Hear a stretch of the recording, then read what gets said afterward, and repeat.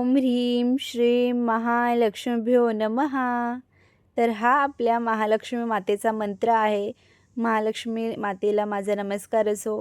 तर खूप छान असं देवी आईचं रूप तुम्ही बघू शकताय। तर मार्गशीर्ष महिना चालू झालेला आहे आणि आज तिसरा गुरुवार आहे आणि छान पूजा माझी झालेली आहे।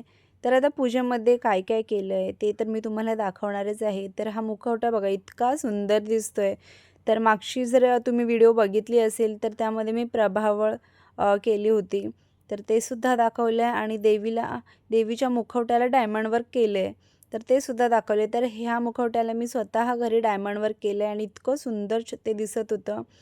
तर सकाळी आधी लवकर उठून देवघरात पूजा केली आहे। छोटंसं देवघर आहे। नेमकेच असे देव ठेवलेले आहेत।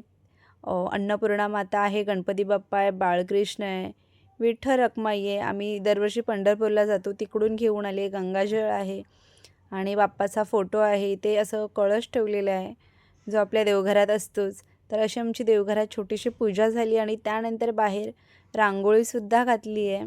आणि इथे बघा अशा छान गुलाबाच्या पाकळ्या अशा पाण्यामध्ये ठेवलेल्या आहेत। तर सगळी तयारी झाल्यानंतर इथे आता देवीची स्थापना करून घेते आहे। तर हा मागचा जो बॅकड्रॉप बघताय तो मी मागच्या व्हिडिओमध्ये दाखवला होता कशा पद्धतीने बनवला होता तो। तर इथे फुलांच्या माळा लावून घेतलेत आणि ह्या ज्या फेरी लाईट मिळतात आता सगळीकडेच अवेलेबल असतात, अगदी 50 रुपयापर्यंत मिळून जातात। तर त्याचं असं छोटंसं असं डेकोरेशन करून घेतलं आहे आणि पूजेला जे काही साहित्य लागतं ते सगळं आधी काढून घेतलं आहे। नाहीतर पूजा करतेवेळी सारखं उठून घ्यावं लागतं। तरीही काही ना काहीतरी राहून जाताना पूजेला घ्यावंच लागतं। पण मी सगळं साहित्य काढून घेतलं आणि आता पूजेला सुरुवात करते आहे। तर इकडे छोटी अशी कळशी घेतली आहे।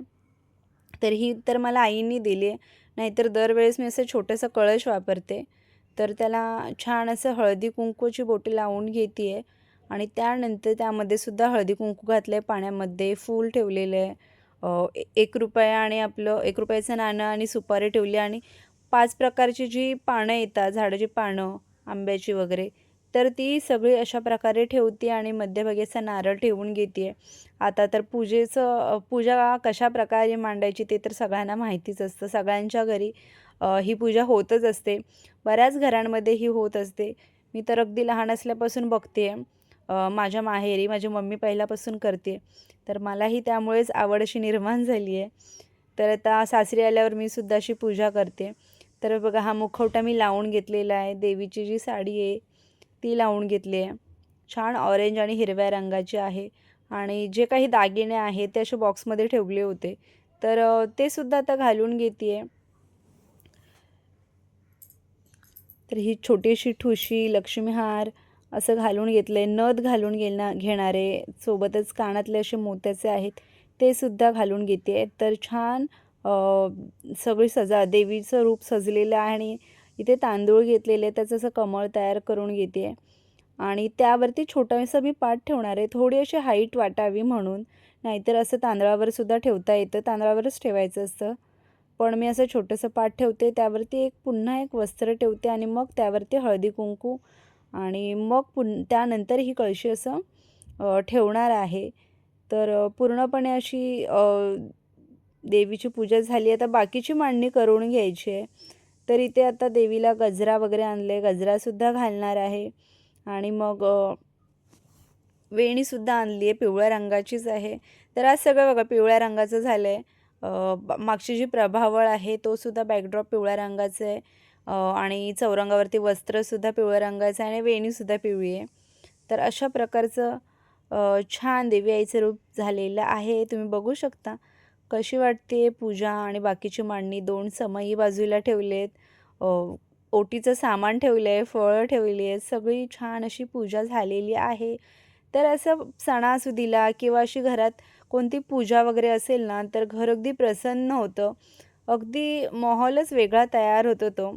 आणि उर्वी लहान आहे तरी तिने अजिबात कुठेही हलवाहलव केलेली नाही। छान उलट ती सारखं तिथे जाऊन देवबाप्पाला असं नमस्कार करते, खूप छान वाटतंय।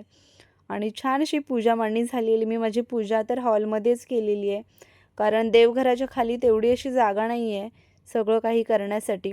त्यामुळे हॉलमध्येच अशी छान पूजा मांडून घेतलेली आणि दिवाळीमध्ये जे पाण्यातले हे दिवे होते, पाणी टाकल्यावर जे पेटतात ते, तर ते सुद्धा ठेवलेले आहेत आणि लाईट ऑफ केल्यावर छोटीशी अशी वरती लाईट ठेवलं. हे बघा, हे इतकं सुंदर दिसतं. आणि जी साडी आहे ऑरेंज रंगाची, त्यामुळे असं देवीवरती असं जो चक्र असतं ना, त्याचं लाईट पडल्यासारखं असं छान वाटतं. त्यानंतर पोथी वाचली आणि संध्याकाळी छान आम्ही आरती केली आणि मग नैवेद्य वगैरेसुद्धा दाखवला. तर अशा प्रकारे आमची पूजा झालेली आहे. कशी वाटते कमेंट्समध्ये मला नक्की सांगा आणि व्हिडिओ आवडले असेल तर एक लाईक करा. चलो बाय.